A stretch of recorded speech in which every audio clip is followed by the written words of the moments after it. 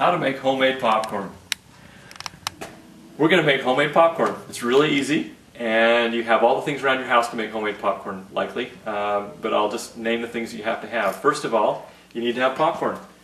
And you can buy it in bulk, like I do, for 25 pounds, but then we put it in these jars. This is white popcorn. You can also buy yellow. And then you'll need to have a pan. This pan, not a pan, it's a pot. And this pot is a 4-quart pot. This happens to be an old pressure cooker and doesn't have the lid anymore, so we use it for a popcorn popper. And you can also use any pot you have that's about 4 quarts or more. For a lid, you can use any kind of lid, but I like to use an old pie tin. We had kicking around the house after the holidays and just couldn't stand to throw it away, so we're going to use this for our lid, popping this popcorn.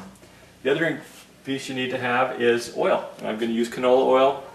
You can use any kind of oil that is for cooking in terms of vegetable oil or a mixed canola vegetable oil. Those oils work. And last but not least, you'll need a popcorn bowl to put the popcorn in when it starts popping. So, okay, to start with, we're going to take the oil and we're going to put the oil in the pan. We're going to put about 1/8 of an inch of oil in the bottom of the pan, just enough to cover the bottom of the pan, and that's you'll see that that's about the right amount. Next thing you're going to want to do is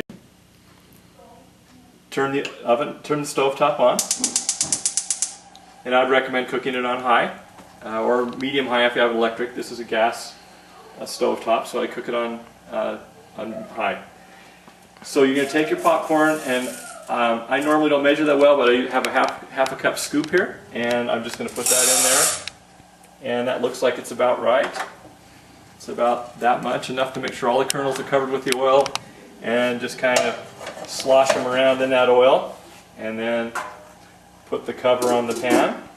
And some people don't like to do this, but I think the corn is better if you shake the popcorn in the pan while it's cooking. And it's going to take a few minutes here to cook. We'll take a little break while this is getting ready and warming up and starting to cook when it starts popping.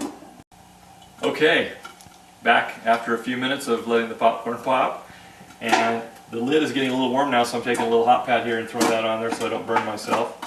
And got to keep those little kernels moving around in there so they don't get burned. Not that they'll get burned, but I think they cook more evenly when you shake the pot. So if we pause here, you can hear it start to go, and it's going to reach a critical mass of popping here in a few minutes or less as it's starting to pop. You want to keep things moving, keep the lighter popcorn on top and the heavier unpopped kernels on the bottom. Now this is going to fill up a little higher than the pan, and so you do have to kind of carefully let some of the corn out once the popcorn reaches the top of the lid here. So you can see it's starting to lift the lid up a little bit.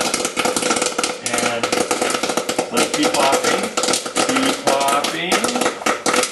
We're going to take some of it out and let some of it go now. It's mostly okay. Put some of it back in here. And just wait. Wait till it doesn't pop anymore. Like if you have to wait 2 seconds between popping, then it's okay to take off. So, hadn't heard anything. There's 1001, 1002. Okay, it's done. Turn the heat off. Shake it one more time, load that popcorn in there, and you have a nice treat for a movie. And I'm a basic kind of guy, so I just put some salt on it.